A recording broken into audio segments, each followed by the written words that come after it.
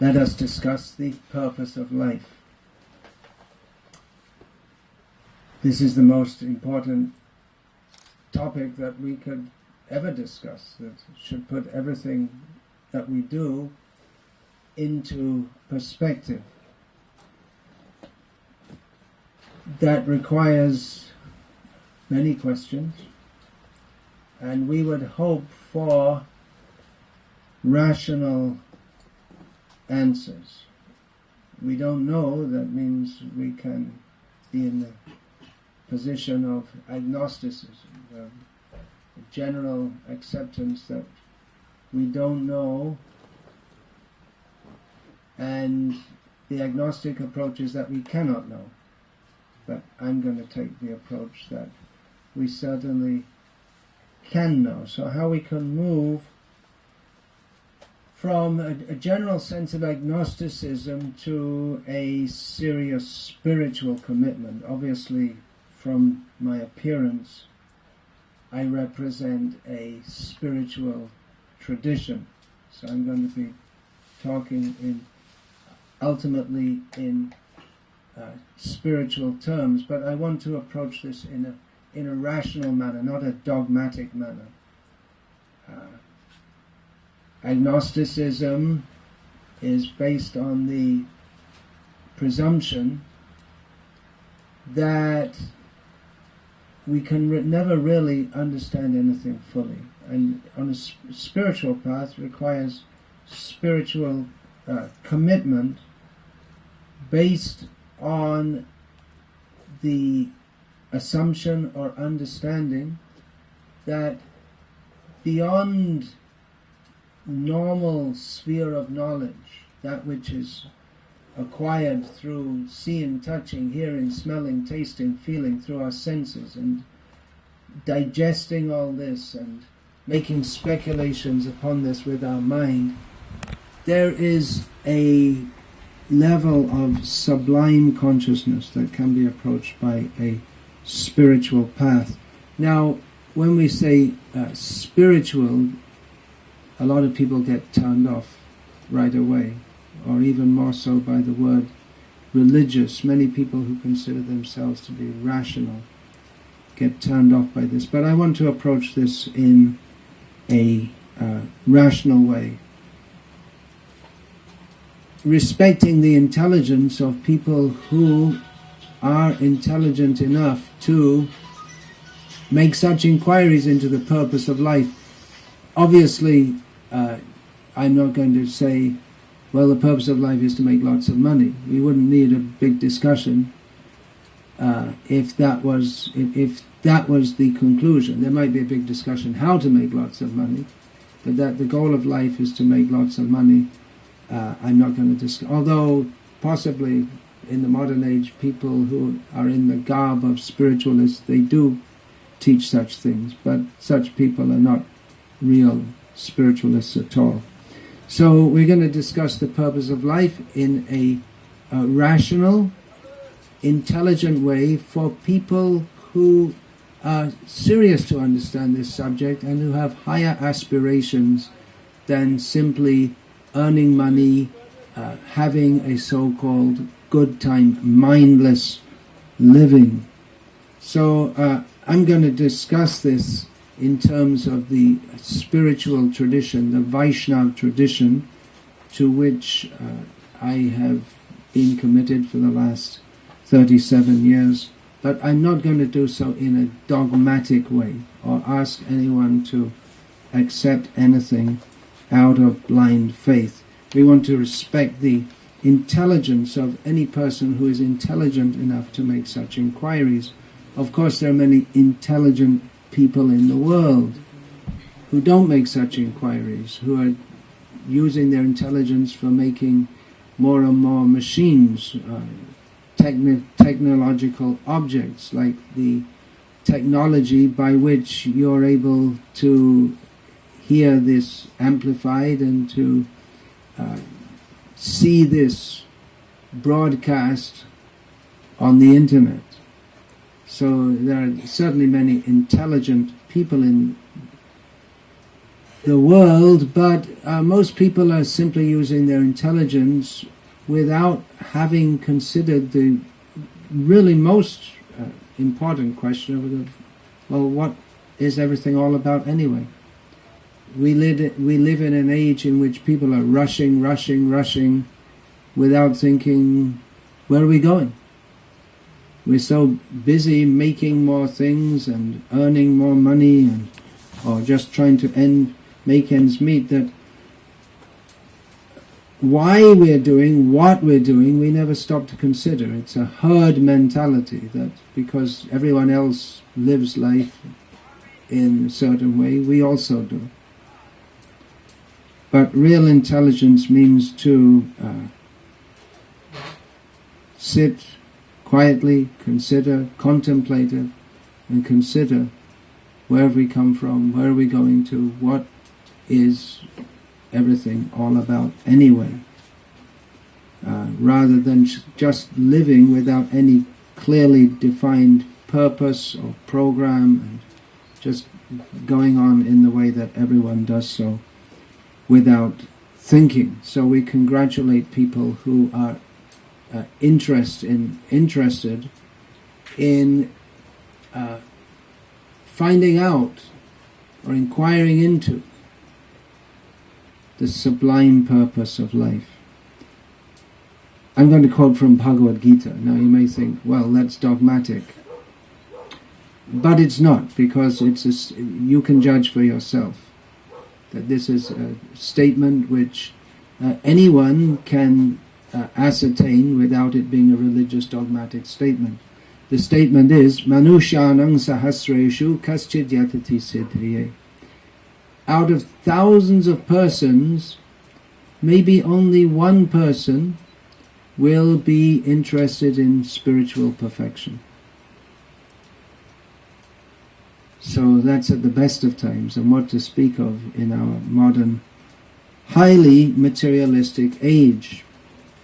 Now, everyone has a purpose of life, whether they sit down and think about it or not, whether they define it in their mind. Everyone has some purpose of life. Most people don't think about it, but we are purpose-driven beings. Everything we do is for some purpose. In fact, every living being, not only human beings, we can say that every living being, everything they do at every moment is for the purpose of increasing their comforts, their pleasure, their happiness, and minimizing discomfort or anything that may cause them any pain. And that may be extended also, not simply for one's own immediate personal happiness, but one may act for the happiness of one's family members, one's friends, one's nation. But at every moment, we, even subliminally, we make decisions about what to do based on the principle of, will this be better for me and those I consider dear to me or not? And usually that, or at the lowest level of consciousness, that decision is made in terms of what pleasure I can get from my senses. So everyone is trying to get free from suffering and to be happy always. And what are the basic activities that people do for that? Eating, sleeping, copulating, and warding off all obstacles to their doing so. So, again quoting from Vedic literature, Ahara nidra bhayamaitunam cha samanyametat pashubhyanararam. Again, this is not a sectarian or dogmatic statement. It simply states that eating, sleeping, fearing, and mating these four activities both humans and animals do. And the rest of the statement is dharmo hitesham adhiko vishesham dharmena hina pashubhya naranam. That dharma is the special prerogative of human life. Dharma is roughly translated as religion. So without dharma, which is not possible to conceive of in subhuman life, in animal life, a human is nothing more than an animal. It's simple arithmetic. A plus B equals C, C minus B equals A. Animal plus the animal propensities plus dharma makes a human being. So a human being without dharma is simply a two-legged animal. It may be a harsh judgment, but it's quite rational. So what is dharma? It's roughly translated as religion. It's one of those non-translatable terms. There are many such non-translatable terms from the Vedic Sanskrit language into English. It doesn't translate very easily because the spiritual conceptualization is actually far more developed and profound in the Sanskrit language. Dharma is sometimes translated as religion. It's sometimes understood to be a sense of order in the universe, or to be in harmony with that order. Certainly without it, one is no more than an animal. So dharma is a very big subject. It's religion in Vedic culture. Takes many different forms and is often misunderstood as being polytheistic or chaotic by persons who do not understand the subtleties of it. But the higher levels of dharma begin with atato brahma jignasa. Now one should inquire into Brahma. Brahma is another of those not very easily translatable terms. It means the ultimate spiritual essence. Now one should inquire into the ultimate spiritual essence. Now that one has human life, it's understood that we have come through many, many lives. Now that we have human life, we should inquire into the nature of ultimate reality. This is the quest for the sublime. That for persons who are actually contemplative, who are not satisfied with a life of simply working and making money and the trivialities of this world, the persons who may be interested to listen to a discourse such as this, such persons can intuitively perceive that there is more, or there should be more to life than simply getting born, living for some time, having some friends and enemies, having some pleasure and some distress in this world, and then dying. There must be more to it than all of this. That we are meant for divine existence. Now we're talking about intuition here, which may not be, you may say now we've gone beyond the rational, but even in what is considered rational science, any advances, what are considered advances in science, have not come simply from rational consideration of data, but have come from intuition, a sense that beyond what we presently know, there's another dimension of understanding. There was nothing in science as it was known at the time to suggest relativity theory, but Einstein intuitively he made that step. And so how does that come? By what we call scientific or rational progress comes by contemplation of what we already know. We're dissatisfied. We think it's not a complete enough understanding. And by deep contemplation, the answer may be revealed to such a person. Revelation. There's some revelation. So on the on the existential level, some intuition of the divine, that there is more to existence than simply eating, sleeping, working, resting, mating, fighting. There's more to life than this triviality. There's the divine dimension. So that there is a divine dimension is suggested by the long history of persons who have reported experiences on that platform. If we reject, there is nothing divine, there is simply, the body is chemicals and there's nothing more to it than this, then we reject the teachings and the realizations of all great spiritual teachers of the past, and we reject all emotions, all feelings, all desires, even the desire to understand the purpose of life.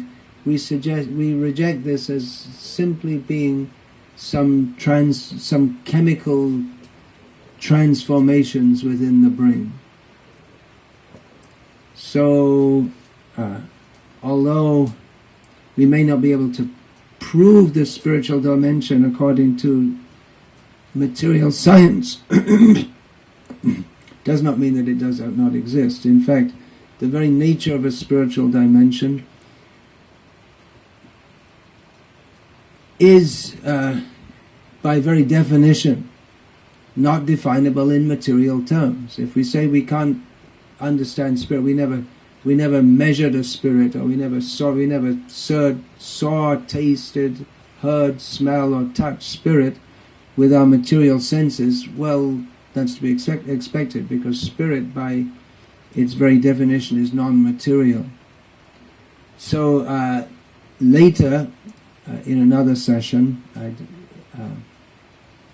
like to present a rational approach to understanding the nature of spirit beyond the body, beyond simply the chemicals that make up matter.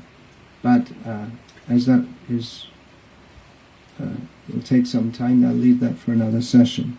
But anyway, we're going to take a step into the realm of the divine. Not now. We're not just entering dogma here. We're not asking people to give up their rationalism, but we're asking people to at least accept hypothetically that there is such. And if we don't accept that, then we remain always on the platform of an agnostic, which is nothing much more than a cultured animal, sophisticated animal. So for persons who think that's as far as we can go, well, that's as far as you can go. If you want to be totally rational and only accept that which we can directly perceive, then that's called solipsism, in which it's a philosophical understanding, or actually not very philosophical understanding, is that we only accept as being real that which I perceive. So I'm looking at someone else, but I don't know if you're really real. But then it might be that even what we perceive is not real.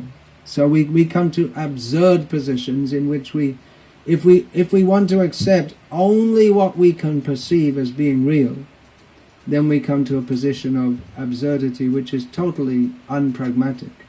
And in fact, even to think that, well, I can only accept as being real that which I can perceive, you have to think in terms of language, which you learn from someone else, and from others. So it's not a very tenable philosophical position. Anyway, let's go on. What is the purpose of life? That there is a purpose of life is suggested by the universe being so ordered that there are laws of nature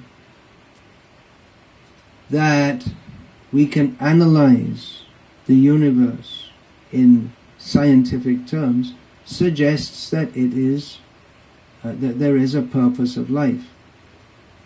There's no one makes an apparatus for no purpose. If you go to an inventor's convention and someone presents, here is a wonderful machine, you see, you just push a button and the flaps open, it makes a little noise and lights blink. You say, oh, yeah, that's very good. What does it do? Well, it doesn't do anything, there's no particular purpose, but it's a machine. But what is the use of such an invention? Why should anyone expend their intelligence and their energy and their money into creating a complex apparatus that does nothing?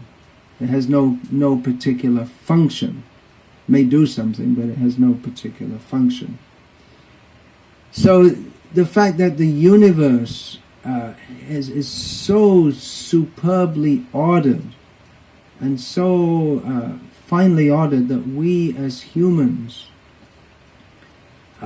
consider ourselves advanced to the degree that we can have some insights into the order of the universe, but however much we research it in various fields, we find that there's always much more to learn. So such a vast apparatus has no purpose. Doesn't seem to make sense, does it? And the very fact that we are purpose-driven beings also suggests that there's purpose. Just like if you're thirsty, it suggests that, well, you have a need to drink something. So if we have this impelling motive that to find out the purpose of life, or that even if our purpose of life is just to make money, that we are purpose-driven beings suggests that there is purpose. There's an anecdote told about Isaac Newton.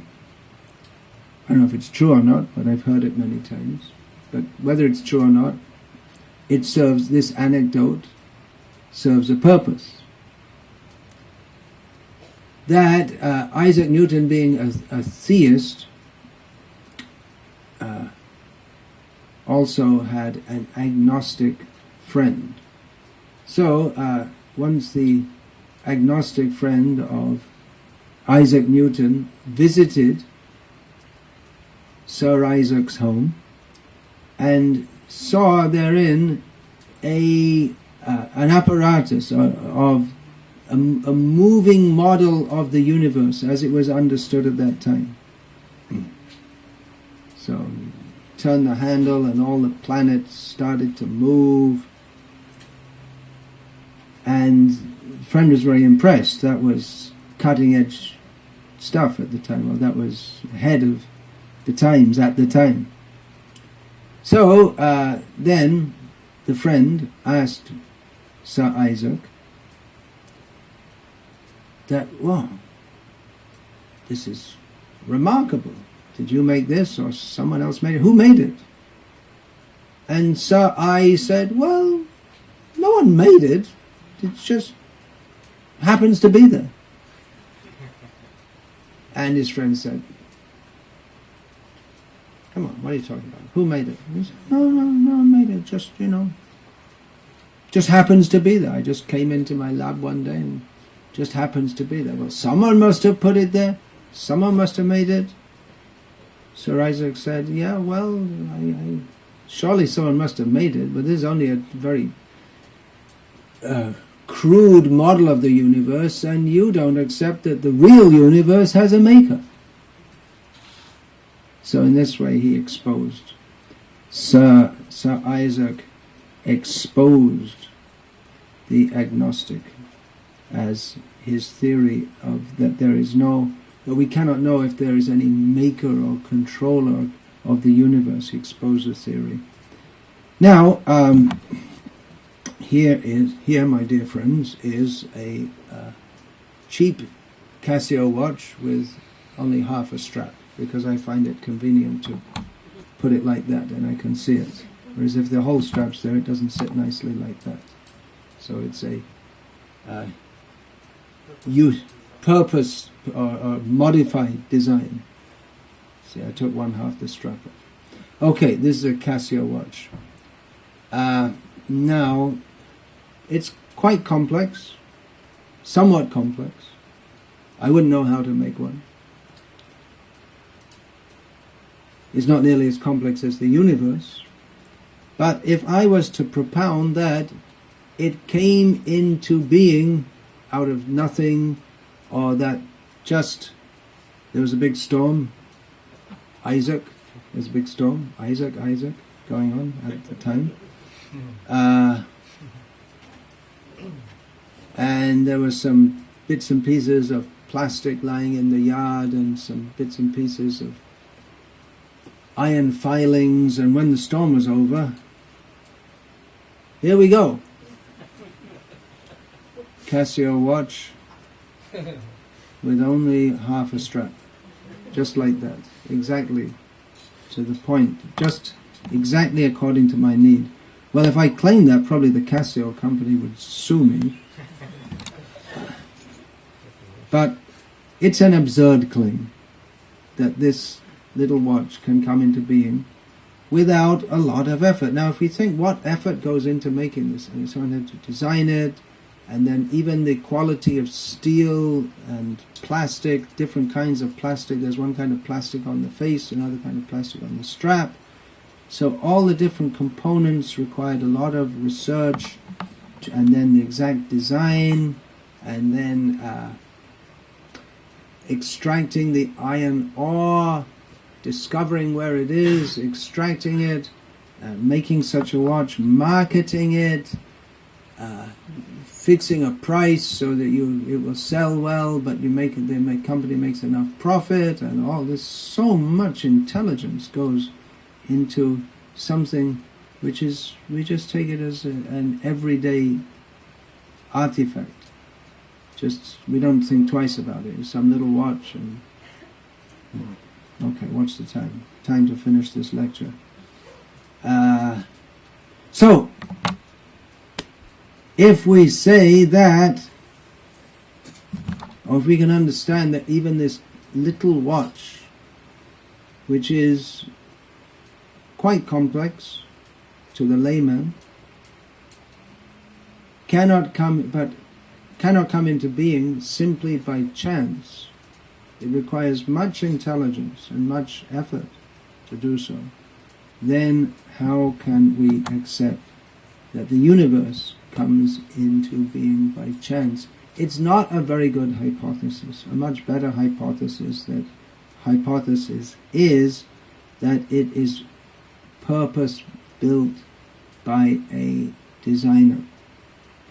So that's a very common argument for the existence of the purposeful being who makes the universe. And I'll speak more about this later.